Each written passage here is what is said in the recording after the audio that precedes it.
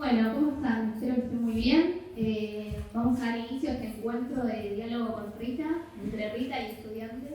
Así que bueno, No todos son estudiantes. sí, bueno, en su mayoría son estudiantes y seguramente vamos a ir conociéndonos durante la misma conversación, ¿no? Bueno, te cuento ahorita, ya lo estuvimos hablando hace un rato, pero bueno, los estudiantes y las estudiantes nos fueron dejando inquietudes, preguntas, temas para conversar, para dialogar, y ahora lo que vamos a hacer es darles la palabra para que puedan ir intercambiando y pensar en conversación, ¿no? Que es la propuesta de esta actividad, de este encuentro. Bueno, ¿alguien quiere empezar hablando, hacer alguna pregunta? Sí. Vamos a ir pasando el micrófono. No tenemos micrófono. No tenemos micrófono. Tienes que hablar más fuerte. Esto es... ¿Quién Sí. se va a animar a romper el hielo? Es libre. Bueno, intento. Vamos. Alto, sí. Ok. Voy a tratar, a veces me gana la timidez. Me interesaría preguntarte más que nada por una inquietud presente, más que nada vinculada al avance de las nuevas derechas, ¿no? Dado a que, más que nada, era el querer preguntarte cómo podemos entender el avance exponencial, radical, de una guerra ya sembrada por parte de la nueva derecha, si es en realidad una transición a un modelo nuevo, si es un retroceso a un modelo y a un discurso ya tal vez un poco más, no sé si arcaico, pero a uno sin duda patriarcal, o si es una refeudalización. ¿Podemos hacer otras preguntas? Así después contesta un conjunto de preguntas. ¿Alguien más que quiere intervenir ahora? Acá. Sí.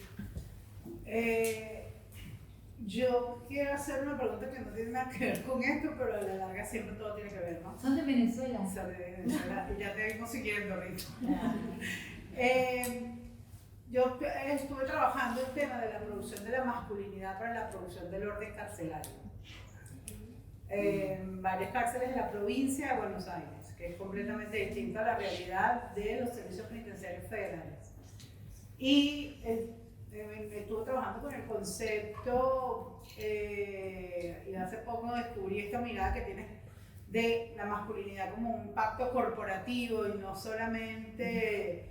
Y ahora eso me da a pensar cosas que yo no había pensado en su momento, ¿no? Pero en su momento comparto con que hay un mandato de la masculinidad, el mandato del ejercicio de la violencia, el mandato es la permanente construcción de esa identidad masculina, y eso en la cárcel termina siendo funcional para que el servicio penitenciario controle la sobrepoblación carcelaria, especialmente en la provincia de Buenos Aires, que viene en crecimiento otra vez. Entonces, termina funcionando para eso. Y en esta cárcel que yo estudié, que es donde está en Busan, fundamentalmente hice varias cárceles de la provincia, pero mi coordenada de más observación parte de ahí, así que parte de lo que veo es una cárcel que es distinta a otras, en el sentido que es una cárcel que tiene una universidad, una cárcel... La que la usan trabaja. En la sí, el Cusam. Entonces, ¿Cómo se llama? la 48, la unidad 48 de José León Suárez. Y el CUSAM se llama el Centro Universitario San Martín. Y entonces esta cárcel que yo veo es una cárcel distinta a Sierra Chica, a Olmos, Campana, que son cárceles alejadas del acceso a la ciudad, y eso ya implica una serie de cosas, menos un campo universitario, menos lo que están ahí también están los espartanos, estuvo el arte vivir, la iglesia evangélica, muchas asociaciones civiles y organizaciones no de servicio penitenciario entran, y eso produce una dinámica en la cárcel distinta que en otras cárceles. Ajá. Muy distinta. Tomo todo un capítulo a propósito, pero no es ahí donde quiero entrar. Pero las iglesias, disculpa que me dio una curiosidad. Las iglesias sí entran en las otras cárceles. Sí, la iglesia evangélica sí. Pero en esta cárcel en particular, en una época, esta cárcel ha tenido mucho cambio en su constitución de quiénes son las organizaciones que tienen poder allá adentro, además del servicio. La universidad, porque es otra organización del Estado, ¿no? Otra institución estatal. Sin embargo, siempre pierde fuerza frente al servicio penitenciario. Pensemos que después de la pandemia el servicio penitenciario le prendió fuego a la sede de Gusana dentro de la cárcel. No sabía. Fuego, así se ve en las fotos, están los videos, en el periódico, de funcionarios haciendo eso. Entonces, la universidad le hace un peso, pero no deja de ser la institución penitenciaria hiperpatriarcal, hipermasculinizada, hiperatravesada por todos los discursos más conservadores de las formas del patriarcado. Yo conozco, tengo algo a decir. Entonces, ¿qué pasa? Esta cárcel, como es una cárcel especial, da espacio, y es una cárcel del conurbano norte, que no es lo mismo si hablamos de La Matanza, si hablamos del sur, a muchos detenidos por violencia de género y femicidio. De hecho, una encuesta que hicimos allá adentro nos mostró, contrario a lo que creía la universidad y lo que creían los detenidos, es que la mayor proporción de varones ahí privados de libertad estaban por violencia de género, abuso sexual a menores, femicidio, en la mayoría, porque es una cárcel muy privilegiada, es una cárcel... Porque no son peligrosos. Supuestamente. No, estoy siendo irónica. Sí, no, pero ojo, porque sí son peligrosos por el mismo servicio, por la custodia de ellos, es muy costosa. La custodia de los que aparentemente no son para el servicio es importante, es difícil de sostener. Por eso la iglesia evangélica allá adentro tenía muchos pabellones, porque se encargan de resolver eso, justamente. Pero los otros pabellones que son los comunes, que no son los pabellones, por ejemplo, de la iglesia evangélica, se gestionan porque hay detenidos que a ellos no se les cede el poder, porque no es cedido, la verdad, pero que gestionan el orden hasta unos márgenes de violencia. Se permiten las peleas, pero hasta un punto. Se permite la violencia, pero hasta un punto. Y quienes son los reguladores de esto son unos detenidos que se llaman limpiezas, que se ganan ese lugar haciendo destrezas de la masculinidad llevada al paroxismo. Peleas con faca, aguantar muchos traslados y maltratos y golpes de la policía, haberse enfrentado a la autoridad con armas, ellos haberse enfrentado con su cuerpo. Y a medida que esos requisitos se cumplen, algunos adquieren este carnet, se llama, carnet de limpiezas, y la adquieren estos, los que son capaces de ejercer la violencia y controlar al resto de la población, los cuales resultan más importantes cuanto más sobrepoblada está la cárcel y cuanto más debilitada está la participación de la institución penitenciaria. Sí, un poco creo que es muy larga, perdón por el monopolio, pero es que quiero contextualizarte porque aquí yo tengo dos preguntas, ¿no? Que tienen que ver con este mandato de la masculinidad. Aquí termina sirviendo al servicio penitenciario, pero yo trabajé con muchos detenidos, muchos delincuentes que se autodefinen como tal, ¿no? Sin ningún tipo de... es una categoría que ellos utilizan.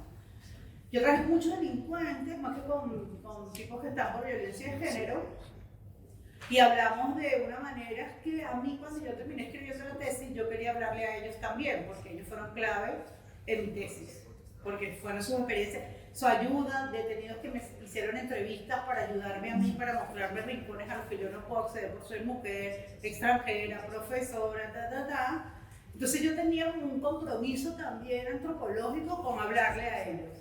Y ahí, para yo dar esa respuesta ahí, este análisis que yo vengo haciendo de que son funcionales a la cárcel y un delincuente tiene dentro de sus premisas fundamentales para su identidad delincuencial no negociar con la policía, no transar con la policía, enfrentarse a la policía.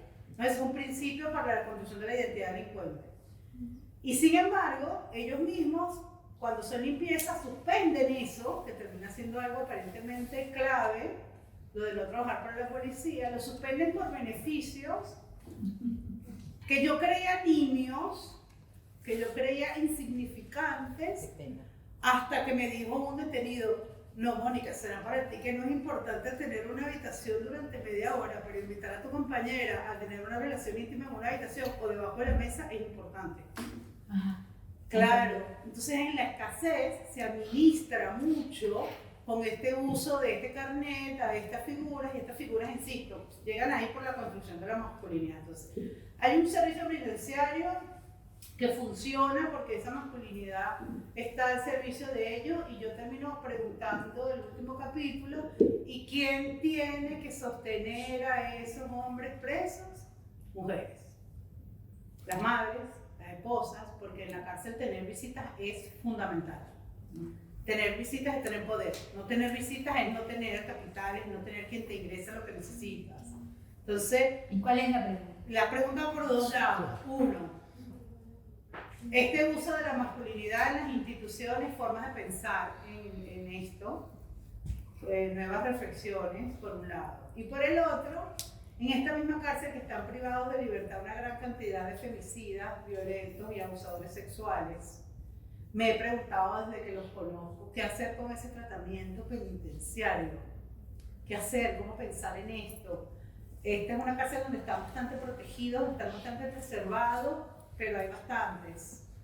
Y ahí siempre entra la pregunta, ¿qué hacemos? Porque no se hace nada al respecto de la violencia de género. Se intentan dar talleres, se intentan hacer intervenciones, pero que a mí mis observaciones son superfluas, porque no hay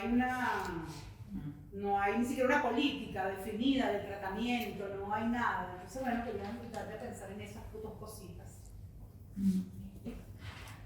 ¿Puedo preguntar yo? Qué deprimente. ¿Puedo preguntar yo? Sí, la tercera es...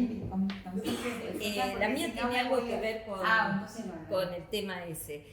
Yo también trabajé y tengo un libro escrito sobre una cárcel de menores. Yo la llamo cárceles de menores. Antes se llamaban reformatorios, institutos, y ahora se llaman, porque tengo una hija médica que está trabajando en uno, como médica, centros socioeducativos. Es un eufemismo, son cárceles de menores.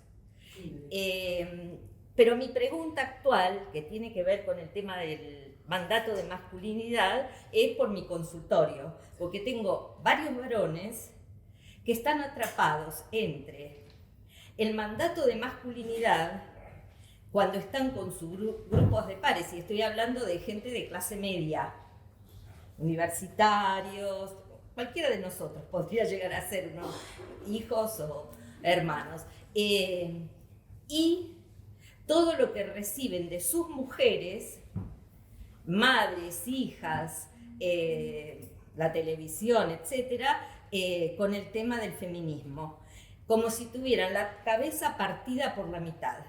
¿Cómo hacemos con esa división que cuando están con sus grupos de pares se convierten en una banda de masculinos, machos, y cuando están en sus hogares y demás, pueden tener deconstruido de alguna manera ese mandato de masculinidad y están a mitad de camino? ¿Cómo los ayudamos a ellos, a nuestros esposos, a nuestros hermanos, a nuestros hijos, a todos los que están? Yo los veo en el consultorio, pero porque soy psicoanalista. ¿Qué consultorio es? Soy psicoanalista y soy egresada de la UNSAM, por eso estoy aquí, de la maestría de Sociología de la Cultura y Análisis Cultural.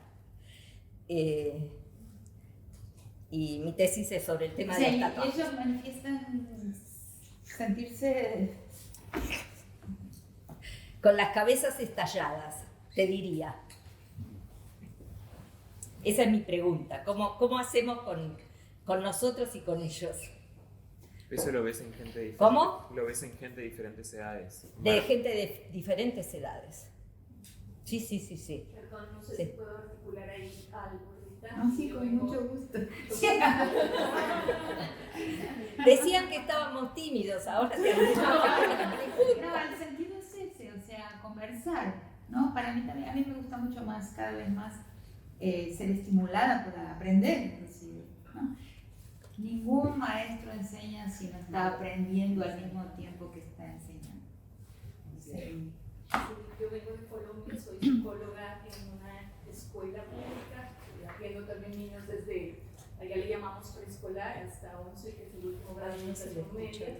Y también llego a esa misma inquietud tuya, porque he atendido muchas mujeres, madres y estudiantes víctimas de violencia de género, pero me quedó la pregunta a mitad de qué hago con los chicos, con los niños. No sé si dentro de tu trabajo Has como planteado algo de cómo prevenir, cómo trabajar desde tempranas edades esto del mandato de masculinidad. Eso en lo profesional es una inquietud para mí. Y adelanto, estoy trabajando en mi tesis la relación entre masculinidad y colonialidad, y me interesa ver tu concepto de la puesta en escena, la espectacularización de la masculinidad. Y me interesó el paro nacional de 2021, cómo se puede ver en los estallidos sociales, y voy viendo el caso de Chile y el caso colombiano, cómo sin ser la cárcel o un espacio cotidiano, digamos, de la masculinidad, se puede ver en estos espacios cómo se hace un espectáculo de la masculinidad. Sin embargo, no, Ya. porque justamente por hasta donde yo entiendo, claro, las marchas callejeras de Chile, que es la que conozco más, y bueno, pensemos en Colombia también, en Francia Márquez, son muy femeninas, son absolutamente marcadas por la movilización de las mujeres. Pero ahí me interesa, es un momento de la marcha en que hay el enfrentamiento casi bélico, hay una guerra entre primera línea. Al final de las marchas siempre hubo durante 2 meses un enfrentamiento entre primera línea y toda la represión del Estado con sus tanquetas y armas muy fuertes. Bueno, la represión es masculina. En que me interesa eso, y el resurgimiento del paramilitarismo. O sea, dentro del episodio de estallido social hubo un se recrudeció la imagen masculina hegemónica, Rita, o es así donde lo estoy viendo, y quisiera ir un poco tu horizonte también. Y toda esta idea de que ante la pérdida de control volvemos a necesitar una figura como Álvaro Uribe, o al estilo de Bolsonaro, o al estilo de Bukele del Salvador. O sea, estas situaciones del estallido, al menos desde donde yo la estoy viendo, generan una necesidad de la derecha del país de una figura masculina hegemónica. Y no sé si tú podrías como darme orientación frente a esa lectura. Eso quería comentar.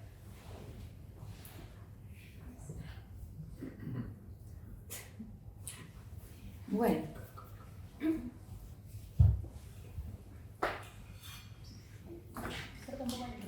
no, yo no tengo las respuestas para todo, ¿no? Tengo mi investigación a lo largo de mucho tiempo en la cárcel, después en la guerra, ¿no? Como en Guatemala, en la policía, como en El Salvador, pero no significa, o sea, una de las cosas que digo todo el tiempo es que es necesario que pensemos juntas y juntos, ¿no? Nadie piensa solo. Entonces hay un límite de lo que yo pueda contestar, pero me voy a poner el saco porque tengo frío, porque lo que mata es la humedad. Gracias. Entonces, la primera pregunta.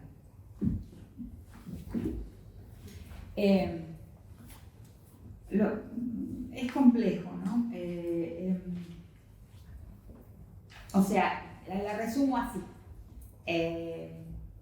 Gente que está presa por ejercer, por violencia de género, o sea, por un tipo de violencia y de crimen originado en su masculinidad, dentro de la cárcel son premiados por ser masculinos, o sea, por obedecer al mandato y ser feroces. Me parece más, no, los que están presos por violencia de género, femicidio, no, esto es entre delincuentes. De chorros. No analizaste los pabellones donde están los de violencia de género. No, la pregunta de ellos me surge de haberlos visto transitar, pero esta masculinidad es entre delincuentes. Entre los que construyen una identidad de soy chorro, soy el pibe chorro, soy el delincuente. Sí, pero esos en ese pabellón son también... No los juntan, en la cárcel no los juntan, por eso te decía que proteger, juntan. no los juntan, porque proteger a los que ellos lo llaman, dentro de la cárcel se dice violines. Proteger a los violines que en el mismo paquete meten abusadores de menores, femicidas, violencia de género, meten todo en el mismo paquete. Proteger a los violines es muy difícil, por eso los juntan a todos, y pabellones evangélicos. Claro, sí, eso es lo mismo que yo. No, los juntan ahí. Esta construcción de masculinidad, este otro orden, las limpiezas son en el resto de los pabellones. En los pabellones evangélicos hay limpiezas también, pero ellos no son la punta de la pirámide, porque hay figuras, el siervo, los ministros, que tienen jerarquía. Esta jerarquía máxima que adquieren los violentos es en los pabellones que no son de abusadores sexuales ni femicidas. Yo entendí que eran... Me parece mal. No, a lo mejor yo entendí mal. Y entonces tu pregunta es, Pensar en esa funcionalidad que se le está dando a la violencia allá pero ese es adentro un problema. y en la reconstrucción de delincuentes, pensar. Ese es un problema estructural de la sociedad, esa es la cuestión. Muchas veces se pregunta, bueno, ¿cómo corregimos esto? Una ley que amenaza, etcétera, que pune. Yo no me enveredo mucho por el antipunitivismo de una manera. Yo creo que en el mundo que tenemos como está, hay, en todos los mundos, solo que lo que se entiende por punición es muy distinto en una sociedad en otra, pero que de alguna manera la reparación, el castigo, sin que ese sea la meta, pero que tiene que haber un onus, o sea, un precio a pagar por el mal causado, yo creo que tiene que haber, porque hay una forma ahora muy responsable de hablar del punitivismo, antipunitivismo. Yo creo que es necesario pensar la cuestión del punitivismo como meta. No es una meta, es un medio, pero no una meta. El problema es cuando se confunde en la punición la meta con el medio. Entonces, sí creo que hay que pensarlo más, porque de repente está surgiendo bueno, pero no es tu pregunta, esa sería otra pregunta. ¿Cuál está surgiendo? Está surgiendo un eslogan del antipunitivismo con muy poca reflexión, sin hacer diferencias entre la forma que se, bueno, básicamente eso, ¿es medio o es fin? Es medio, no es fin. Claro, el talión, la ley del talión no es un fin, sin embargo está por detrás de las leyes, de la manera, de toda la tradición jurídica, de alguna manera tiene por detrás, aunque la niega la ley del talión. Pero no es tu pregunta. Claro, no, porque yo coincido contigo, de hecho en alguna parte escribiste que no eres anticárcel, yo tampoco. No en lo que, o sea, hay individuos, por ejemplo, después de haber participado en el juicio, juicio de jury al juez Rossi, que fue el que soltó al asesino de Micaela, cuando recibió, no sé cuántas eran, 24 informes psicosociales de que no podía salir a la calle, ni los leyó, pero por esta idea de un garantismo que está mal formulado cuando los crímenes son de género. Esa es mi posición y le explico. El garantismo es una doctrina dentro del derecho absolutamente importante cuando el acusado es pobre, es racializado, o sea, sobre él recae toda la sospecha. Claro. Ahora, en los crímenes de género, yo defiendo y he escrito también en los últimos capítulos de mi libro La guerra contra las mujeres, en la edición de Prometeo, pero no en la edición española, que está incompleta, que es la edición que trae a Argentina Tinta Limón. Me quejé amargamente con Tinta Limón, la Prometeo segunda edición con esta parte sobre el derecho. Entonces, cuando los crímenes son de género, la garantía no debe ir al acusado, porque el garantismo tiene por detrás un principio que podemos identificar con las acciones afirmativas. ¿Saben lo que son las acciones afirmativas? O sea, es necesario defender con reglas, con leyes, con normas, aquel que tiene una desventaja por razones históricas. Entonces, cuando el acusado es una persona racializada, pobre, tiene una desventaja social y va a pesar sobre ese acusado una desconfianza por su cuerpo. En los crímenes de género, la acción afirmativa debe ir a la víctima, porque ella es la que está bajo sospecha. El cuerpo de la mujer es el cuerpo al cual se aplica nuestra desconfianza, inclusive de las propias mujeres muchas veces. ¿Qué intenciones tendrá? ¿Qué habrá hecho? ¿Por qué mereció que la haga? Es el sentido común, es el aire que respiramos. Entonces ahí el garantismo tiene que orientarse de otra forma a la víctima y no al acusado. Ahora, el problema existe cuando el acusado es víctima de sospecha, cuerpo racializado, y la víctima es mujer. Ahí, pero el juez y los tribunales, o sea, la fiscalía, los defensores, todos los actores de ese drama, que es el juicio, tienen que tener una conciencia, tienen que tener su conciencia y su conocimiento trabajado para entender lo que es el género, lo que es el patriarcado, lo que es el aire que respiramos, que es el aire del patriarcado. Entonces es necesario. Entonces, el problema que me estás presentando no es un problema de la cárcel, es un problema de la sociedad.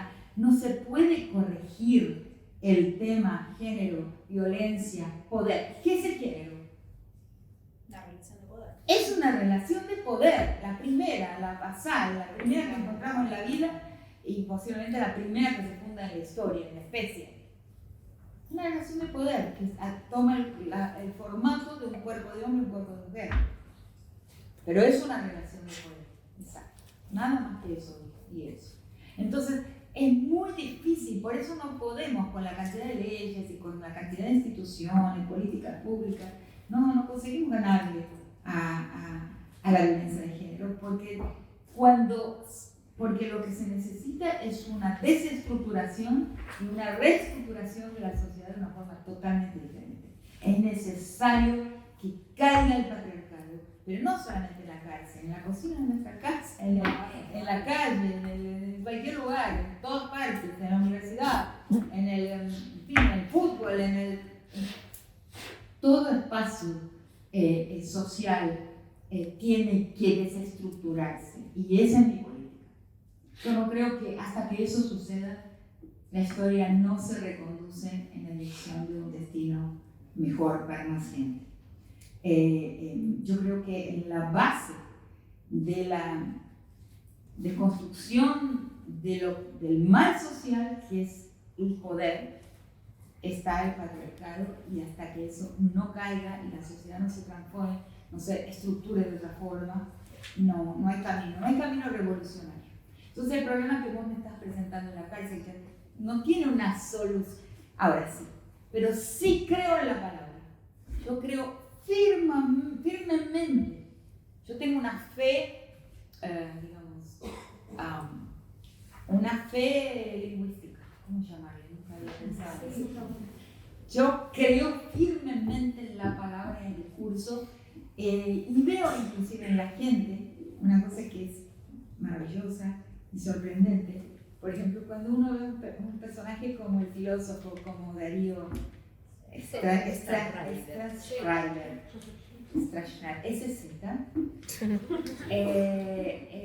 ¿cómo la gente va atrás de él?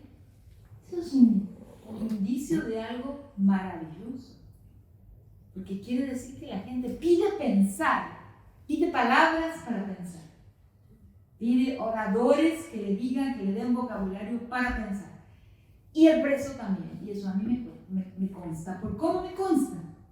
Me consta porque cuando nosotros en Brasil hicimos el primer proyecto que fue pedido por la propia policía, escuchar a los presos por violación, que teníamos ese problema, porque si los otros presos supieran que alguien está ahí por violación, lo violan y a veces lo matan. Entonces yo venía con mi pregunta, ¿no? ¿Por qué?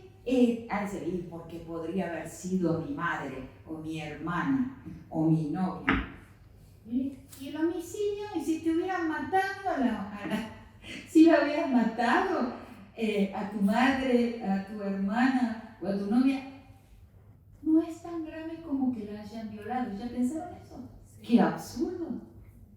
No, es una locura. No duele tanto con que la matan como que la violan. La violan porque la violación es un ataque al otro hombre. Es un ataque al hombre que se encuentra por detrás y debería ser capaz de tutelar y cuidar de ese cuerpo. Él está agredido. Entonces hay que decir, yo le decía a los presos, si te hubieran matado a la madre, no. ¿Y por qué no? Difícil de pensar. Ahí comienza el interés y en mi trabajo con mis estudiantes en la cárcel durante años,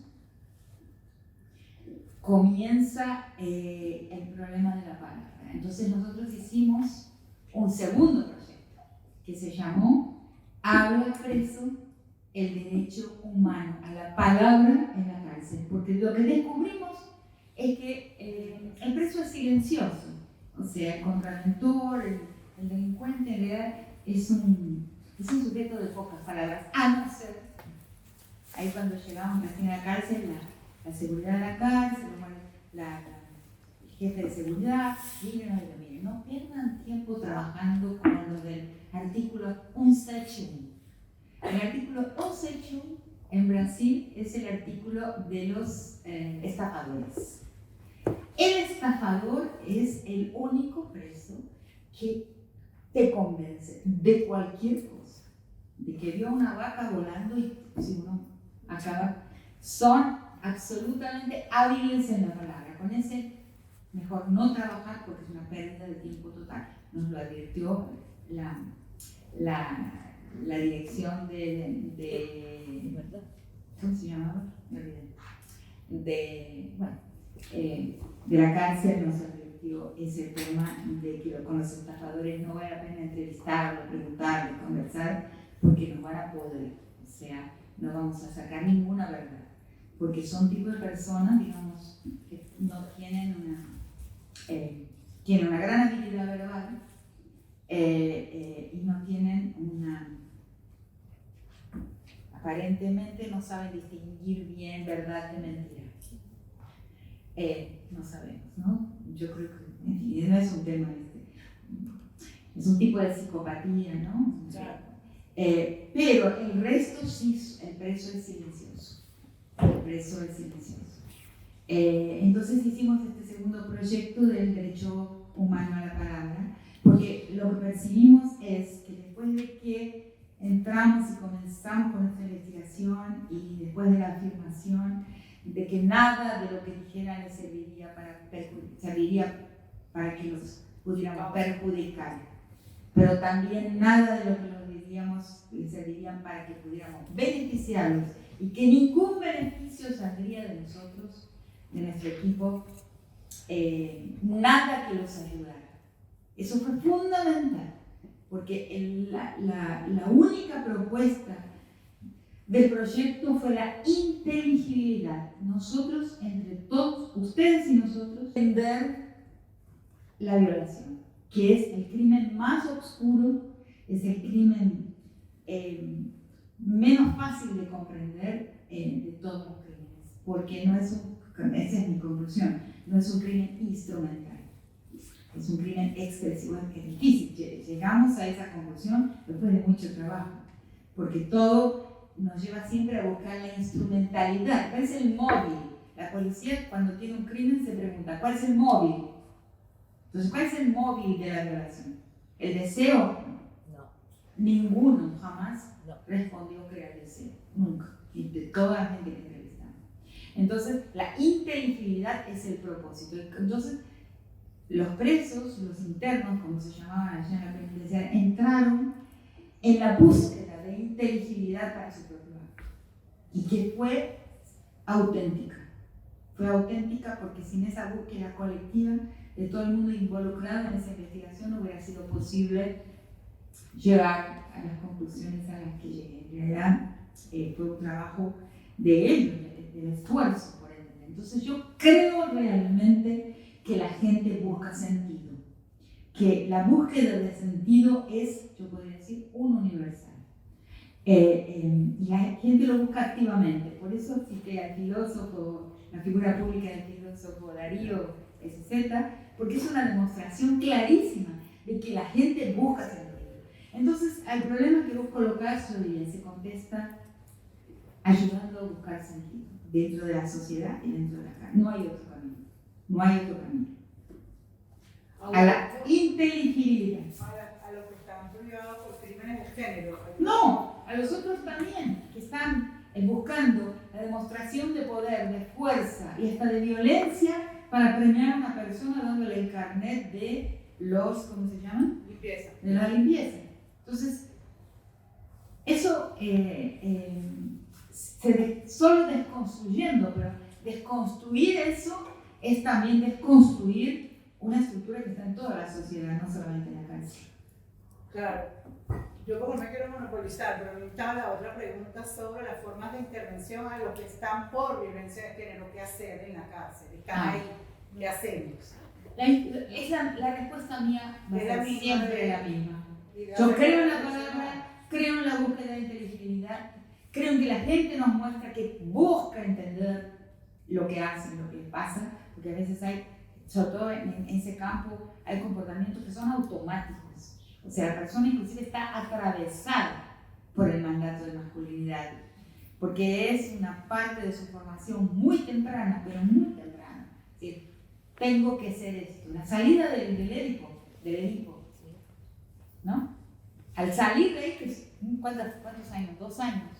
La persona ya sabe lo que debe ser y lo que debe ocultar de sí. Entonces, entonces la persona está atravesada por ese mandato. Y luego tornarlo consciente, yo creo en el proceso de tornar consciente de lo que nos hace actuar muchas veces contra nosotros y nosotras mismas. O sea, por ahí va. Gracias.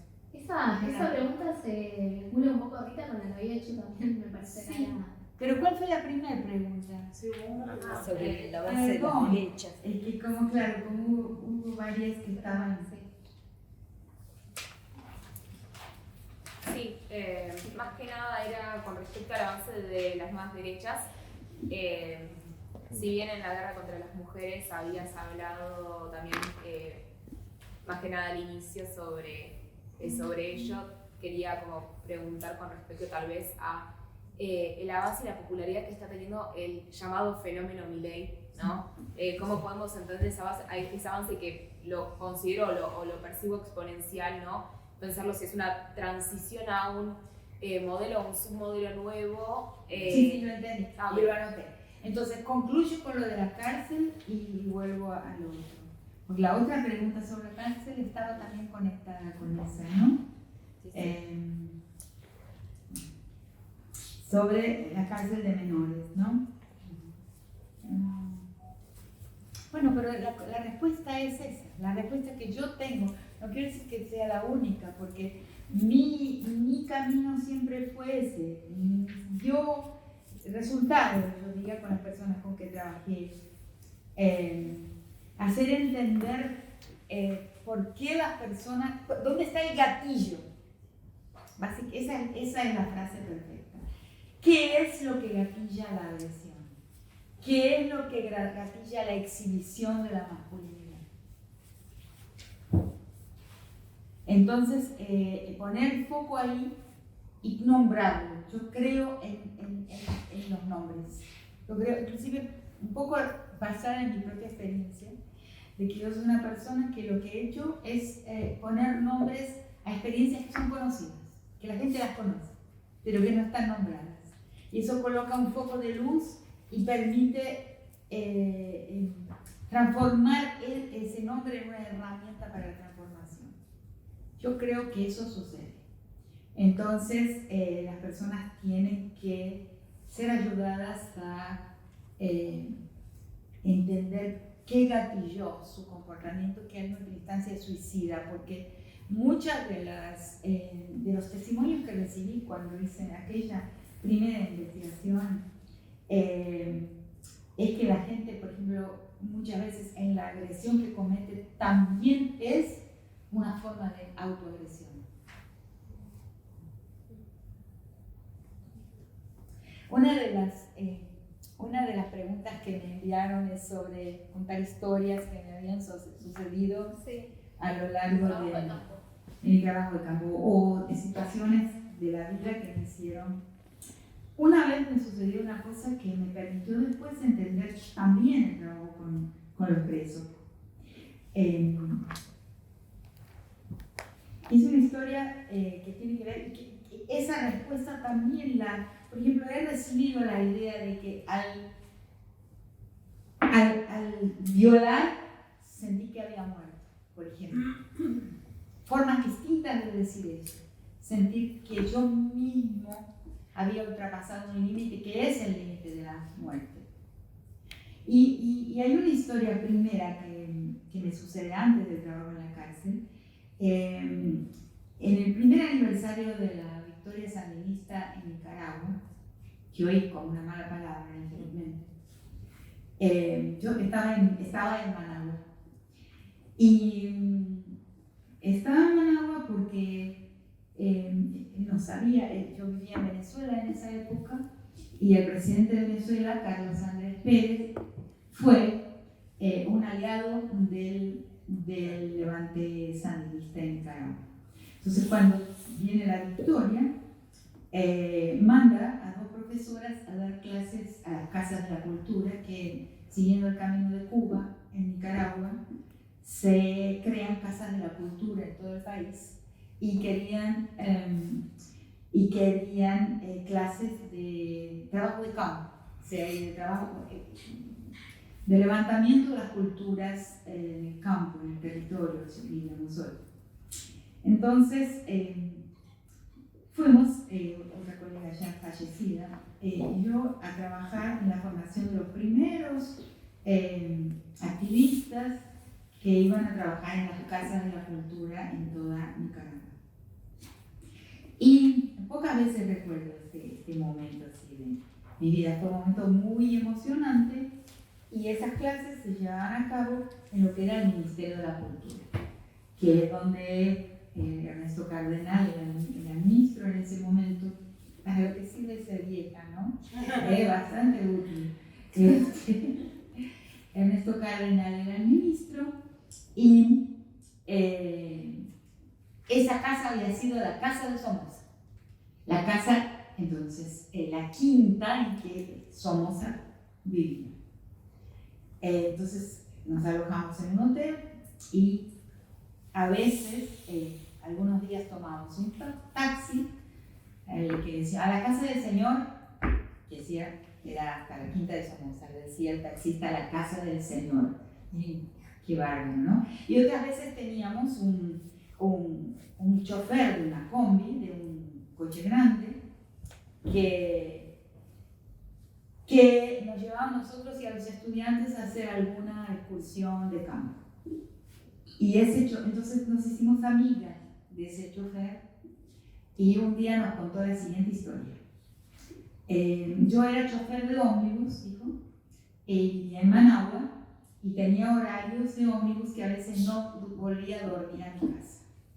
Entonces, el ejército sandinista creyó que yo pertenecía a la Guardia Nacional, que era el ejército somocista, y me secuestró y me llevó a la montaña.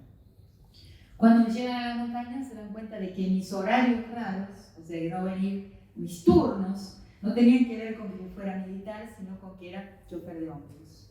Pero ya no podían devolverme porque me habían llevado a la montaña donde estaba todo el entrenamiento militar de la guerrilla.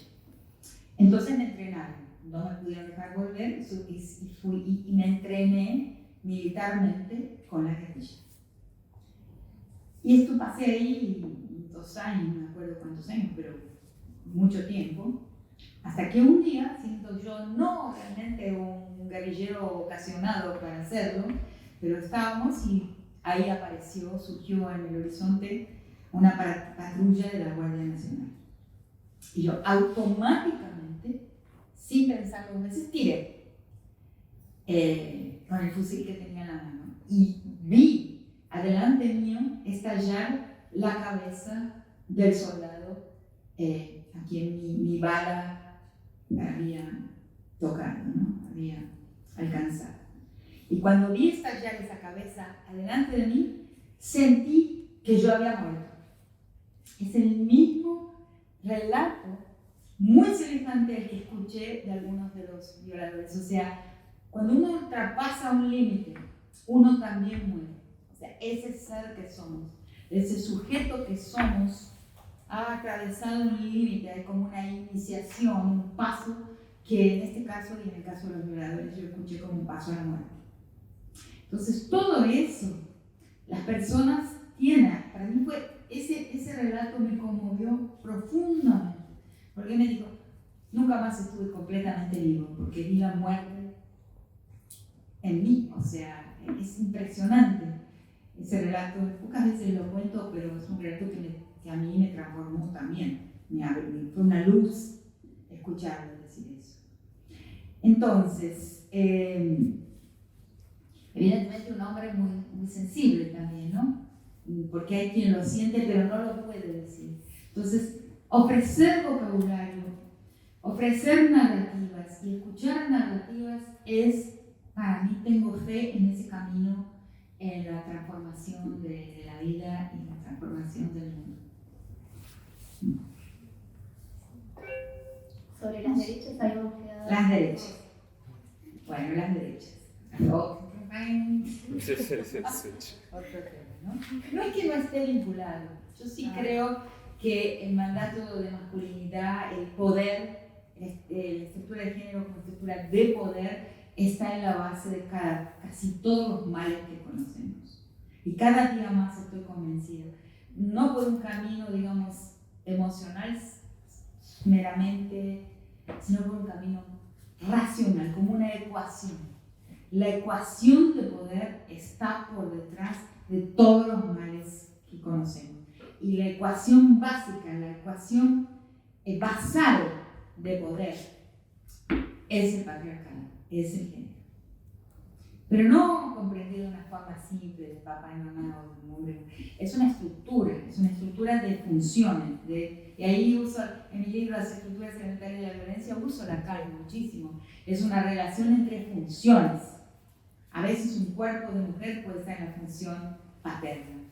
No soy esencialista en el sentido biológico, de la determinación biológica de las posiciones, pero en general un cuerpo de mujer es un significante fuerte no de la posición paterna, sino de la posición de la madre, ¿no? O sea, pero es necesario saber jugar con todos esos elementos con flexibilidad. En el momento en que nuestra teoría, nuestros modelos de comprensión pierden flexibilidad, ahí comenzamos a equivocarnos feo. Y ahí comienza también dentro de los movimientos sociales y dentro de las insurgencias, errores que suelen ser al final fatales para las insurgencias. No sé si estoy siendo clara, después lo piensan. Entonces, y además hay una cosa que anoté acá, que la viví mucho en la cárcel mientras trabajé, hasta ver consecuencias fatales, tremendas.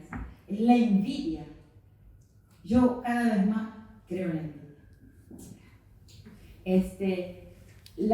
La envidia del servicio penitenciario con relación a los presos. El servicio penitenciario envidia a los presos. Lo expresan. Y lo expresan. Primero porque los presos tienen una cantidad de servicios de universidad, formación en derecho, muchos de ellos, teatro, actividades artísticas, etcétera, para los presos, y los guardias penitenciarios se quedan mirando del lado de afuera. Eso provoca una envidia tremenda. Pero también otra cosita, ¿no? Porque el preso les dice, o piensa, y ellos saben que lo piensan, de aquí a poco salgo, pero ustedes se quedan acá para siempre. Y no es muy distinto ser preso que ser guardia. No, miren, de la misma... ¿Sí? ¿Entienden? Viven en el mismo tenebroso universo, en el mismo tenebroso paisaje. Y vienen de la misma selectividad racializada que Son de- presa a uno. Pero vienen Guardia del penitenciaria. mismo lugar. O sea, hay muchas veces, hay parientes ahí, Mucho. entre el mundo de los guardias y el mundo de los presos. Los presos y los guardias se originan en los mismos espacios sociales. Eso es extensivo a la policía también. Lo mismo. Lo mismo. Solo que habría que llevarlos a razonar sobre esto. Y nada los lleva. Falta discurso. Lo que falta es discurso. Yo estoy convencida de eso. Lo que falta en la política es discurso. ¿Es discurso dar o es intentar que la gente pueda producir su propio discurso? Primero hay que ofrecer palabras. Sí, sí. Porque no hay vocabulario. No está. Porque hay gente, porque bueno, eso yo lo aprendí muy temprano en mi vida allá en Jujuy, ¿no? Donde vivo y por periodos largos, inclusive en la adolescencia. He vivido, ¿no? De repente para un maestro. Ay, ¿qué tal? Por ejemplo, un maestro de Alpacito, allá en la ciudad de Humahuaca, en Tilcara, ¿no? Alfarcito es hoy una comunidad indígena donde hay todavía terrazas de cultivo de la época de la expansión incaica, ¿no? Entonces, ¿y cómo están los alfacitos? Primero tengo que enseñarles a hablar, porque tienen un vocabulario de 20-25 palabras. Eso es real. El preso no tiene un vocabulario de 20 o 25 palabras. O sea, antes de enseñarles a escribir a esa gente de Alfarcito en aquella época, eso cambió bastante, pero es necesario que ellos adquieran un vocabulario para después aprender la escritura y la lectura. Son en diversos espacios de la nación, por mucho tiempo han habido culturas silenciosas debidos al proceso de conquista y colonización, a la supresión de las lenguas originales. No es porque no fueran del lenguaje, sino porque hubo una tremenda represión. Hasta hace poco, hasta mi infancia, en la provincia de Corrientes se hablaba guaraní en el Paraguay. Después el Estado lo reprimió brutalmente, como varios momentos de poder diferentes. Allá en el norte se reprimió el quechua y el aymara. O sea, todos esos procesos crearon un silencio. En la cárcel, los presos tienen, según los guardias penitenciarios, tienen un problema de vocabulario pequeño, o de silencio por el ocultamiento, ¿no? Por la reserva también. Pero la abertura al vocabulario, yo tengo fe en el hablar, en el nombrar. Ahí volvemos un poquito a la pregunta sobre la política y la base de la derecha. Sí, ese es un tema y cómo, central. ¿no? Y la comunicación y el vínculo con la política. Acá hay una chica que quiere comentar algo. Hace rato que no Sí, acá. Sí, pero no contesté la primera, pero esta noche no duermo. Acá no. Bueno, no sé si una nueva pregunta. Y acá tenemos también que vienen levantando la mano hace un rato, así que. Que no hay respuestas cortas. No, es imposible. Pero bueno, sí. ¿Cómo que? Bueno, porque he hablado bastante Pero sobre la ese nueva tema. derecha como una transición o como una nueva Sí, situación. sí, yo lo entiendo. O sea, ¿estamos frente a algo nuevo o estamos sobre el regreso a lo mismo? Bueno, la historia es espiralada, ¿no? Marx decía que el formato de la historia es espiralada. Hay algunas ideas de Marx que todavía no sirven mucho, no todas.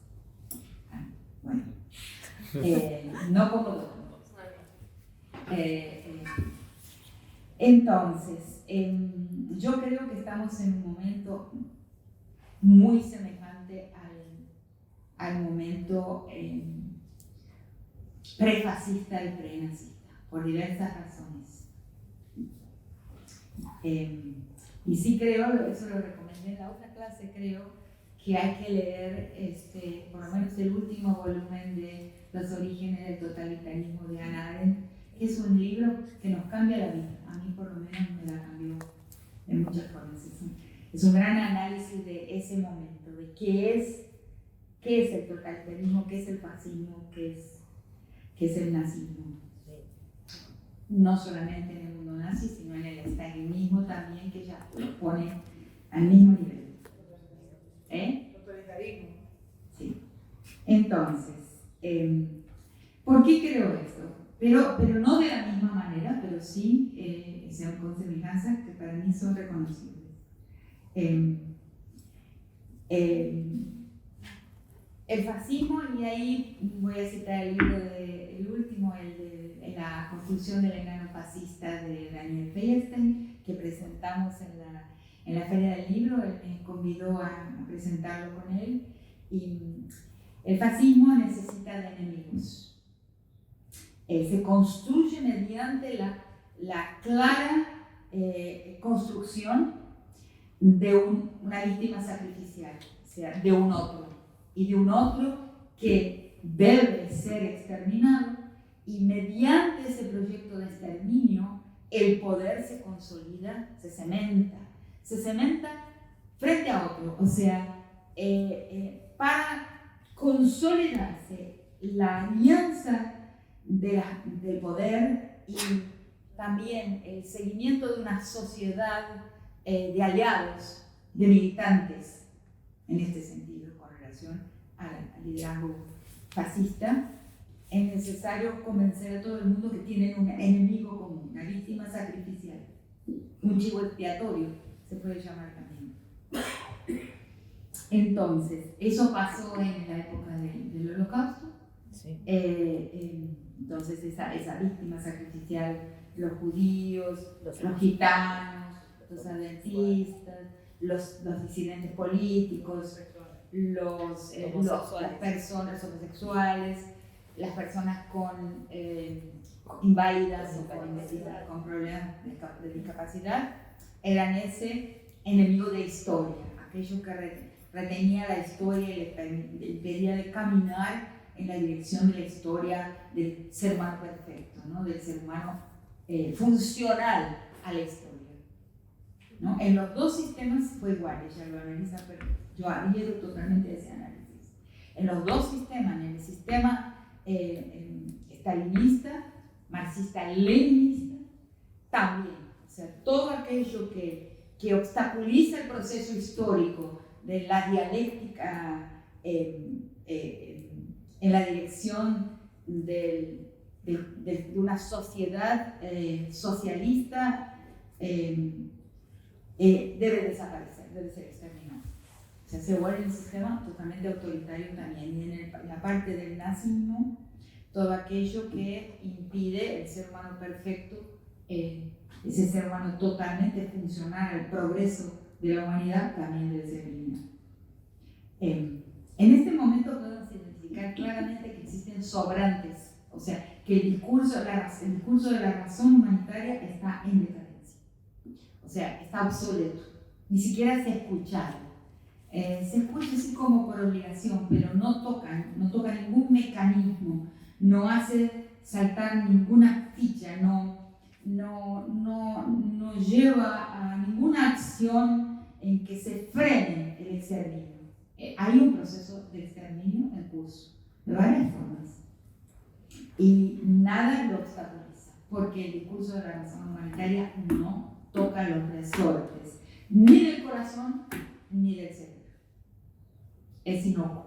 Eso es algo que debemos ver, y es un problema muy, muy serio del presente. Lo que decimos, sobrante. Hay sobrantes de humanidad, es casi que está dicho que hay sobrantes de humanidad. Y listo, ¿qué vamos a hacer? Entonces, pero en aquel momento, el enemigo, ese otro, fue, yo creo, ahí está mi propia interpretación, estaba más puesto, ¿no? Más claramente colocado, ¿no? En la otredad religiosa, en la otredad física, en la otredad étnica, por ahí. En este momento es necesario construir el ser odioso, el ser cuyo castigo promueve o produce la consolidación de la alianza del poder. Y nosotras las mujeres nos encontramos muy fácilmente, por la sospecha que pesa sobre nosotras, muy fácilmente en esa posición del enemigo común. Yo lo llamo el talibanismo de Occidente. Yo digo que existe un talibanismo cristiano. O sea, eso de quedarnos horrorizados sobre el talibanismo del Oriente, el talibanismo islámico, cuidado, porque hay un talibanismo del lado de acá. Entonces, creo que este pensamiento de las nuevas derechas utilizan el caudal de resentimiento, rencor, insatisfacción, desilusión con la modernidad, con las promesas de la modernidad. En un mundo dominado por los medios, o sea, quien no tiene un papel de protagonismo frente al ente mediático, es alguien que no existe plenamente. Es alguien para quien la promesa de modernidad no ha sido cumplida. O sea, un mundo realmente democrático sería un mundo, no es así. Pensemos un momento y ayúdenme a pensarlo. Un mundo plenamente democrático sería un mundo donde todas las personas en algún momento estuvieran bajo el ente mediático. Porque el estar bajo el ente mediático es la plenitud del sujeto. hoy. Entonces, esa desigualdad, que no es meramente económica, esa desigualdad lleva a un resentimiento muy profundo, o sea, la vida no tiene pleno sentido para mucha gente. Inclusive los grados de suicidio, sabemos muy poco sobre el suicidio, pero los números del suicidio, inclusive suicidio infantil, suicidio adolescente, son números aterradores, son tremendos. Y ahí tenemos otro problema que hay que resolver. O sea, los medios no pueden relatar los suicidios, que a veces son espectaculares, pero no los pueden relatar porque es mimético, como diría el libro que acabamos de publicar en Prometeo sobre feminicidio como mimético también. No lo llamamos contagioso porque el contagio es automático, pero se habla de que el suicidio es contagioso. Si el suicidio fuera, por ejemplo, tratado por los medios de esa forma, y que los medios espectacularizan el feminicidio, el suicidio se transformaría en epidémico muy rápidamente. Entonces, no se puede tratar. Entonces, muchas familias no saben que dentro de sus miembros se aloja un peligro tremendo de pérdida. Pueden tener un miembro que atente contra su propia vida. Es un problema. No hay la noticia, no hay la información, porque la noticia promovería el carácter epidémico del suicidio. Pero al mismo tiempo, al no haber la información, muchos padres y madres no saben que tienen adelante la posibilidad de un sufrimiento, de una pérdida que no se cicatriza jamás, porque la pérdida por suicidio yo creo que no se cicatriza. Entonces ahí tenemos un impasse que tendría que tratarse con la gente que es de comunicación social, los editores de diario, cómo se informa tanto el suicidio como el feminicidio también, de forma a que no se contagie, a que no sea un proceso epidémico en la sociedad. Bueno, eso es una digresión. Pero bueno, ¿por qué llegué a ese tema? Porque es un tema importante, que es importante decirlo para que haya una reflexión colectiva sobre la eso. pérdida de certezas de la modernidad y la desilusión, la derecha. Bueno, mucho de eso, gracias. Entonces tenemos que hay niños, adolescentes, que, sobre todo en las provincias, que no tienen una esperanza de poder ser. O sea, en el fondo lo defino así, no tienen una esperanza de que tendrán una vida plena, de que llegarán a algún lugar que su ilusión les retrata como el lugar al que hay que llegar. O sea, hay un lugar al que hay que llegar, pero mucha gente, muchos niños, adolescentes, saben que no llegarán a ese lugar. Y una vida sin la esperanza de llegar a ese lugar no es una vida que vale la pena. Entonces, eso yo creo que está por detrás de ese caudal de rencor, de insatisfacción y de bronca que lleva a un voto suicida. Porque el voto en Milei es un voto suicida. Yo estoy cansada de hablar con gente por la calle, taxistas, sí, que se vayan todos a aquel lugar, y ya Milei es un voto suicida. Esa persona lo que está diciendo es que en lugar de lo que decíamos hace unos años, que se vayan todos, está diciendo que se mueran todos, que nos muramos todos. Es un voto suicida.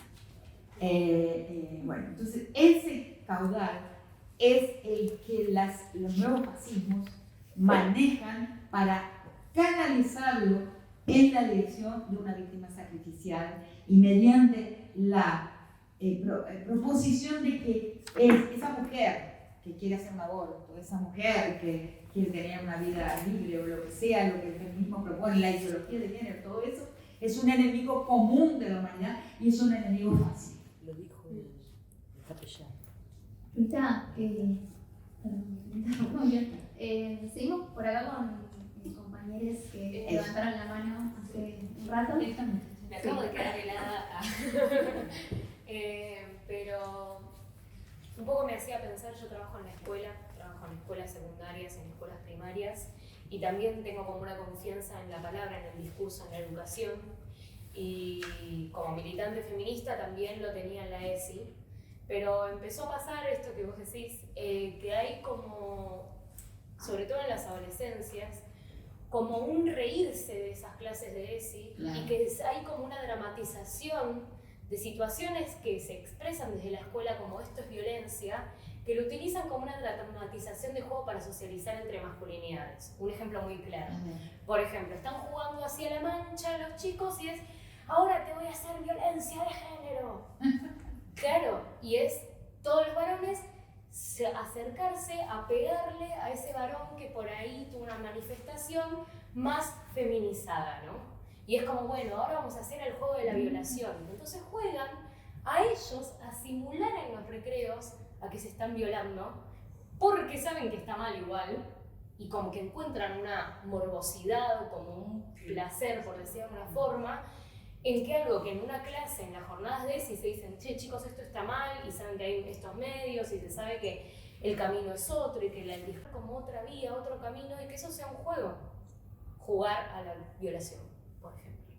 Y entonces a mí me pasó que me encontré como una situación súper desmoralizada, ¿no? Como que yo dije, bueno, ¿y ahora qué se hace con esto? Como que entre la escuela, entre los compañeros, nos preguntamos, como decíamos, creíamos que la ESI era un medio, que los círculos, y ahora pasa que encuentran como un retruco, o por ejemplo, jugar a, sos re nazi, ay, mirá quién será más nazi que quién. Entonces, yo digo, hasta hablándolo a nivel discursivo desde la escuela, en infancias, la violencia explícita, como decir yo soy una persona violenta, empezó a ser un medio de sociabilización entre las infancias, entre las juventudes. Y yo me pregunto, ¿y ahora qué? ¿No? Como que decíamos, bueno, el feminismo, sí, vamos a llenar las escuelas de ESI. Estamos con las clases de ESI y los chicos salen y dicen, bueno, ahora voy a jugar, ya sé, tengo las palabras, para hacer juego de violencia de género. Y yo dije, es increíble, o sea, es transversal hasta los medios de la educación, o sea, supera la educación, que para mí era como un medio súper empoderante a nivel discursivo. Yo dije, lo supera. O sea... Me hiciste acordar una cosa que está en el libro de Pilar Calveiro que se llama Poder y Desaparición en la Argentina, que él habla de dos tipos de memoria. No sé por qué me acordé, porque creo que hay una analogía, aunque va a costar quizás construirla. Ella habla de dos tipos de memoria. La memoria auténtica, la memoria que lleva y promueve la transformación, y lo que llama la memoria escaparate. Y lo que relatás me remite un poco a esa idea de la memoria escaparate. O sea, si el ESI es un vocabulario escaparate, o sea, formal, puramente formal, o sea, va a dar en eso. ¿Cómo hacer para que ese vocabulario, ese repertorio de crímenes o de abusos, de malas prácticas, ese repertorio de malas prácticas que el ESI quiere exterminar, ¿no? La ESI en realidad, ¿no? Sí. Que la ESI quiere hacer que no existan más, se transforma en un inventario escaparate. Lo que contás me remite un poco a esa posibilidad. Y eso va a depender mucho. Una de mis dudas con la ESI viene de una experiencia mía a lo largo de muchos años de vivir en Brasil, donde muchísimas maestras y profesores son gente de las iglesias evangélicas y de las iglesias evangélicas más conservadoras que te puedas pensar. Entonces, ¿cómo haríamos si la ESI fuera puesta en práctica, enseñada en las escuelas por maestros, maestras, o profesores y profesoras que tienen una mentalidad formateada por un tipo de religiosidad conservadora? Imposible. ¿Cómo hacer para garantizar que quien va a atravesar la ESI sean personas que realmente ya estén transformadas de alguna forma? A lo mejor es simplemente el cumplimiento de un manual. Sí, O sea, no puede ser. Claro, es que nosotros o sea, yo estoy en una escuela pública y tenemos lo que es la ley Micaela, que es una capacitación para todos los empleados públicos, y es necesario para seguir agarrando cargos. Y yo digo, bueno, todos pasamos por este filtro, ¿no? Pero no es un filtro. No es un filtro, yo digo, Es conciencia. claro, sí, pero digo, pasamos por este filtro de capacitación, ¿no? Entonces, ¿por qué se termina transmitiendo otro discurso? ¿Por qué no termina siendo eficiente? ¿Por qué para los chicos termina siendo algo de lo cual Entonces reírse? ahí me haces acordar de otra experiencia. Yo, del periodo en que trabajé en la cárcel justamente, ¿no? Que dos cosas tremendas que tienen que ver con lo que estás diciendo. Y tienen que ver con una experiencia muy reciente que tuve en Colombia justamente. Por ejemplo, mi asistente en la cárcel era un policía civil de Brasilia. Con él me ayudaba en todas las tareas a hacer dentro de la cárcel en las entrevistas que realizamos. Y un día viene a mi oficina, a la universidad, y dice, yo estoy realmente muy perturbado porque yo estoy de acuerdo con todo lo que usted dice, con lo que hacemos, lo hacemos juntos, etc. Pero cuando llego a la comisaría, o sea, a la delegacia de policía, que es como se llama en portugués, cuando llego a la comisaría, yo entro y me transformo en otra persona. Yo puedo torturar, yo puedo golpear a alguien que está dentro. ¿Qué pasa? Bueno, la otra historia igual a esa. El segundo proyecto que hicimos en la cárcel, que se llamaba El Derecho Humano a la Palabra en la Cárcel, llevamos 8 géneros que desarrollan la capacidad verbal. 4 populares y 4 eruditos. Entre los eruditos estaban poesía, guión de cine, narrativa, y 4 no recuerdo. Y entre los populares estaba rap, estaba samba, que es el samba brasileño, estaba el desafío cantoría, que son formas como las payadas, pero que en Brasil están vivas todavía, de desafío verbal, de composición de canciones improvisadas en desafío con otro cantador. Freestyle se le dice. ¿Cómo? Freestyle, como estilo libre. No, pero no es como el rap, es tradicional, son músicas tradicionales, géneros como una payada, como si se hiciera todavía una payada acá, pero ya hay varios géneros del nordeste que son tradicionales, con músicas, inclusive con escalas que son medievales. El trovador. Además fue una El payada. trovador, y bueno, y estaba también títeres. Estaba títeres porque es un género tradicional también que en medios campesinos, en algunas regiones en el nordeste también todavía hay. Títeres fue el más eficiente. En popular, Rita. Sí, llevábamos personas muy calificadas, pero de los 4 géneros populares, entre ellos los títeres, se llama mamulengo, y fue el más eficiente de todos, porque en el títere no habla la persona, pero habla el duplo, el doble. Y ahí se podían decir todas las cosas, porque no era el sujeto, sino un doble del sujeto. Fue el más maravilloso. Pero lo que quiero contar es que identificamos un compositor de samba que estaba en Brasilia, que era brasiliense, que no estaba en Río de Janeiro, y que había compuesto algunos sambas muy famosos, ¿no?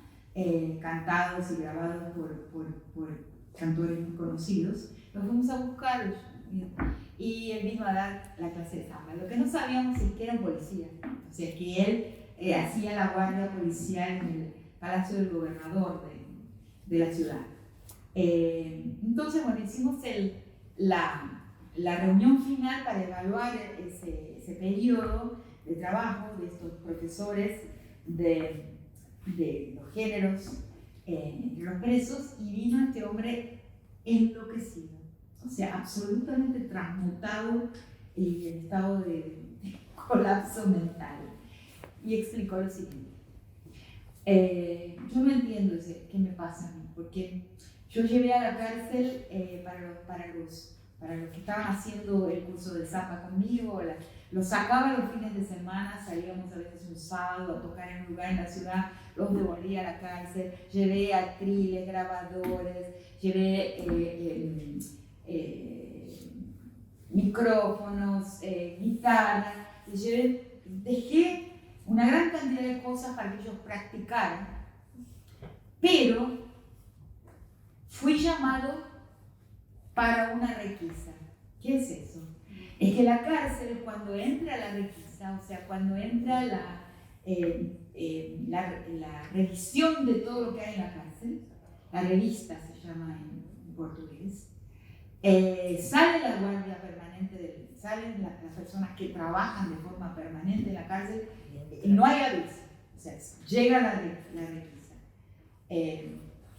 Salen todos los que trabajan de forma regular y permanente en la cárcel y entra un batallón llamado también de sorpresa para este trabajo y entra. Y él fue llamado para uno de estos requisas. Y cuando entró, él rompió lo que él mismo había llevado. Él estaba desesperado pensando que había enloquecido, porque él entró con esa tromba de gente que levanta colchones, rompe todo, rompe todas las cosas que hay en los calabozos, y él también participó en la ruptura de lo que él mismo había donado para que los zambistas se ejercitaran. Entonces estaba descompensado. Eso es lo que me llevó recientemente a decirle. Tuve una circunstancia reciente en Colombia, en Bogotá, en el Museo Nacional, en que una de mis actividades, para mi sorpresa, fue hablar para una platea de militares uniformados. Entonces yo no pude dejar de decirles algo que aprendí ahí, que las personas que tienen un entrenamiento militar, y lo aprendí, me di cuenta en Guatemala, me di cuenta en varias situaciones de vida, en trabajo que realicé. No es un entrenamiento, como se le llama, es una programación psicofisiológica. Entonces la persona no tiene cómo defenderse de ese chip que se le colocó y que la programa para actuar de una determinada manera. Entonces quizás lo que estamos hablando ahora es de esa programación. La masculinidad ya es una programación psicofisiológica. Hay cosas que no se podrían cometer, por ejemplo, violaciones, si no hubiera esa programación, un chip. ¿Cómo se desprograma eso? Yo sí creo que es posible la desprogramación, porque no somos aparatos. Cada vez más parecidos, ¿no? Pero no somos. Pero es necesario tomar conciencia de esa programación. O sea, el margen de libertad se vuelve mínimo. Rita, seguimos con la compañera. Tenemos muy poquito tiempo. Nos queda poco tiempo. Sí, yo tengo dos preguntas, por favor. Yo soy de Perú, primero me presento, mi nombre es Victoria. Y bueno, la primera pregunta es sobre, usted tiene un texto sobre el feminicidio idiosincrásico y qué es un feminicidio, y en ese texto usted habla de la necesidad de también pensar en tipologías de feminicidio, Sí. nombrar formas de feminicidio. Sí. Entonces mi pregunta va, usted, en mi caso como estudiante de maestría, ¿qué me recomendaría a nivel para estudiar un fenómeno nuevo de feminicidio, a nivel de metodología, a nivel de fuentes? O sea, esos aspectos, por ejemplo, de su proceso de usted al momento de analizar los feminicidios en Ciudad de Juárez, ¿qué aspectos debería tomar en cuenta como estudiante si es que me interesa estudiar una forma específica de feminicidio que de pronto no ha sido suficientemente abordada? Esa es la primera pregunta. Y la segunda es relativa al vínculo que existe entre feminicidio y desaparición de mujeres. Yo le hablo ahorita del contexto de Perú, no de otros países de América Latina, sino de Perú, y en concreto la visibilización del vínculo entre feminicidio y desaparición en Perú es bastante reciente y se está visibilizando casos en los que los feminicidas, los cuerpos de las mujeres muertas, los ocultan para quedar en impunidad. Entonces muchos de estos casos llegan al sistema de justicia denunciados no como feminicidio, sino como desaparición. Entonces, como se ve en distintos países, estos casos se archivan, ¿no? Hay esta creencia muy extendida de que sin cuerpo no hay delito, ¿no? Entonces, yo le quería preguntar a ¿usted piensa qué relación existe entre el feminicidio y la desaparición? Digamos, en el marco del derecho internacional de los derechos humanos hay estándares específicos sobre desaparición y feminicidio. Y también se ha reconocido el vínculo, ¿no? A nivel también del derecho internacional. Pero yo siento que a veces en la lógica del derecho, a veces se ve esto como dos fenómenos separados, cuando en realidad están unidos y la violencia feminicida es transversal. Entonces yo quería saber usted qué reflexión puede tener en relación al feminicidio y la Yo desaparición. acabo de publicar un texto, justamente, acaba de salir ahora, esta semana. Hay una editorial que se llama Routledge, en inglés, que publica lo que se llaman los Routledge Handbooks, de diferentes temas. Routledge Handbook of Pueblos Indígenas, Indigenous People. Bueno, ahora sacó un Routledge Handbook of Feminicide. Y ahí hay un artículo mío. Acaba de salir, yo pedí a la editora general que me mande en separata mi texto que se llama Femigenocidio. Yo propongo una categoría que es femigenocidio, que es una categoría que se distingue de los feminicidios íntimos. O sea, por haber trabajado mucho tiempo en Ciudad Juárez, en Guatemala, para la guerra guatemalteca, en fin, y conozco Colombia, El Salvador, Guatemala, hice también un trabajo en Honduras, son países de alta incidencia, ¿no? Y México destruido. Y yo creo que es muy importante distinguir los feminicidios, porque es muy difícil. Por ejemplo, en El Salvador, uno encuentra por la calle un cuerpo, pedazos de un cuerpo de mujer. Son pedazos en lugares distintos, una pierna, un brazo. Pero la imaginación colectiva, el imaginario del sentido común siempre va a conducir ese crimen al campo del íntimo, del deseo sexual, de la libido. Es un crimen de guerra, es un crimen plenamente público. A veces de la disputa entre la Mara y la pandilla. Entonces, tenemos un problema con la dificultad del sentido común que empuja todo lo que es crimen sexual, o mejor dicho, por medios sexuales, al universo de lo íntimo, cuando eso no es verdad. Entonces, la categoría femigenocidio, primero yo pienso que todos los crímenes de género son crímenes de poder, eso sin duda, plenamente públicos. Y insisto en eso porque el patriarcado es un sistema político. El patriarcado no es ni una religión, ni un sistema moral, de costumbre, no. Es un sistema político, por eso mismo de que el género es una orden de poder. Pero no sé, es muy difícil verlo así, porque nos han atravesado esto como si se tratara de algo liminal, de lo íntimo, de lo sexual, del deseo, etc. Pero yo creo que es necesario sacarlo de ahí y comprenderlo de una forma más plena. Y ahí entonces sí comprenderemos la diferencia, los feminicidios íntimos de apropiación, o sea, a veces son inclusive crímenes obligatorios, ¿no? En el sentido de que un hombre para ser hombre tiene que castigar a la mujer que le... El talibanismo de Occidente, de Oriente y de Occidente, tiene la obligación a veces de incurrir en la violencia, ¿no? Para no perder su masculinidad, para no perder su honra. Antiguamente se llamaban crímenes de honra y en el fondo son crímenes de honra, aunque la idea, la figura del crimen de honra haya salido de la ley, pero está instalada en el sentido común. Pero son crímenes de poder. Yo tengo que demostrar mi poder, mi capacidad de dominación sobre un cuerpo de mujer para que no se coloque en duda que soy hombre, para defender un estatus. Eso es lo que hay que deshacer. Hay que explicarle, convencer a los hombres, lo que no es tan difícil. Me ha sorprendido ver que no es tan difícil, de que están haciendo un mal negocio. O sea, que compraron un buzón con la idea de que es un estatus que vale la pena defender. Por ahí va. Es ¿cómo se llama esto en español? Undermining, la desestabilización de una idea equivocada por parte de los hombres, que están defendiendo o luchando o incurriendo en sufrimientos intensos, tanto para la víctima como para el perpetrador también, para defender un estatus que no vale la pena. Es la compra de un buzo, como llamamos en Argentina, no sé si en Perú existe esa expresión. Es el entrar en un mal negocio.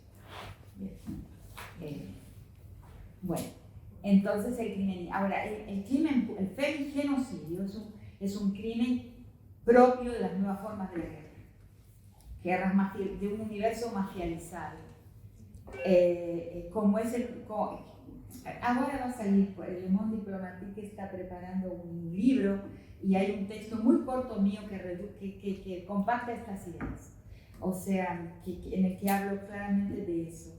O sea, existe, yo creo, en nuestras repúblicas muy mal fundadas, porque ahí vamos ya al origen de nuestras repúblicas. Nuestras repúblicas tienen un error de fundación que ha producido para siempre una distancia casi irrecuperable entre el Estado, o sea, la gestión, y lo gestionado. El administrador, la administración y lo administrado. El Estado es siempre visto como algo exterior a la vida de la gente, ¿no? Hay un pequeño grupo de ciudadanos que sí, que ve que el Estado, que es la parte de la ciudadanía que entra en la política externa, que entra en las estructuras partidarias, pero el resto de la nación ve al Estado como algo exterior, ¿no? Algo temible. La historia de ese Estado es la historia de un ejército, es la historia de una policía, es la historia de criollos, ¿no? que vinieron de España. Esto es claro en la cabeza de la gente. Y que se han apropiado de un territorio, de la vida de la gente, pero siempre un poco desde afuera. Hay una exterioridad permanente. Eso tiene que ver con esa fundación. Yo siempre lo digo y lo repito. Si vamos a ver cómo fue el final de todos aquellos que pusieron el cuerpo a la guerra de la independencia, ¿no? ¿Cuál fue el final de Belgrano, de Juan Azurduy, de Bolívar, de todos, O'Higgins, mismo San Martín, ¿cómo se llaman? Artigas, que muere miserable en Paraguay. Vamos a ver que todos murieron de tres formas solamente, de tres formas. O de miseria, enfermedad y abandono absoluto, hambre, o de muerte matada, o en el exilio. Esos son, y los indios y afrodescendientes que estuvieron en la guerra misma de independencia, olvidados, desterrados. Y un grupo de criollos, ¿no? que pretendientes a la blancura, ni tan blancos, pero con alguna sangre española,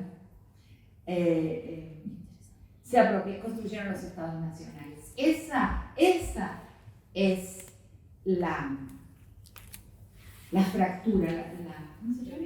La grieta. Esa es la grieta inicial. Sí, el COVID me impidió. Esa es la grieta. Entonces,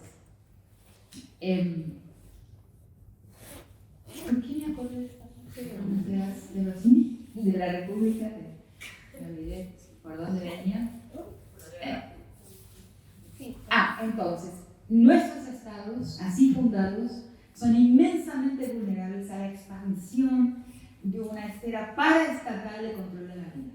Esa esfera paraestatal tiene diversos tipos, ¿no? Está también la represión, las guerras represivas, los gobiernos autoritarios, que con sus ejércitos que actúan como ejércitos, pero actúan también paraestatalmente. Bien, hay varias formas, las listo en ese pequeño texto que va a salir para el Le Monde Diplomatique.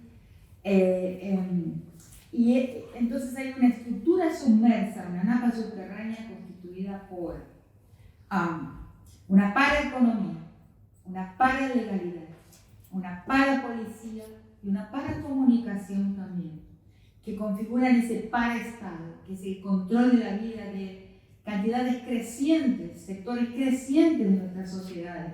Rosario en este momento, ¿no? Que está en la boca del mundo, que son controladas por ese espacio parental. Y ahí hay un tipo de feminicidio.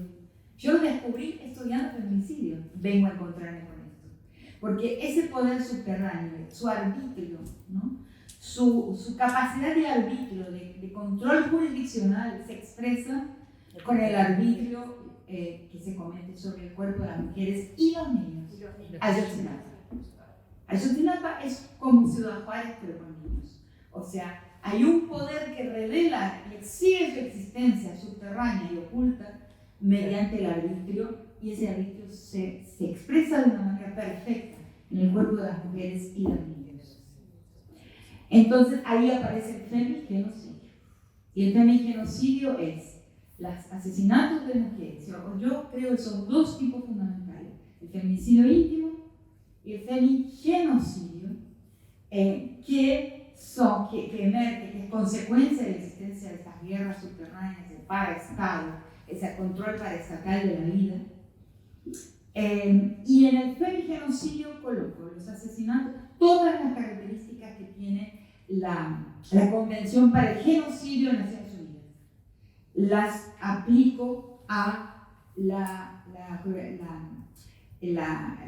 el crimen contra las mujeres, que no solamente va a dar a su muerte, pero por ejemplo, la trata la coloco ahí.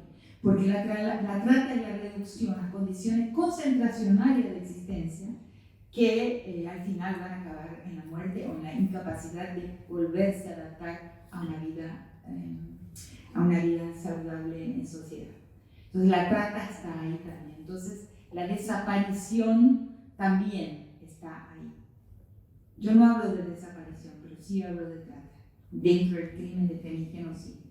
Entonces el lugar donde escribí, hay varios textos, están en internet, uno se llama Femicidio y Femigenocidio, pero la última versión es esta versión para el Routledge Handbook, o Femicide and Femicide. Bueno, ya tenemos que cerrar, se nos acabó el tiempo, así que bueno. Sí. Les agradecemos a todos por haber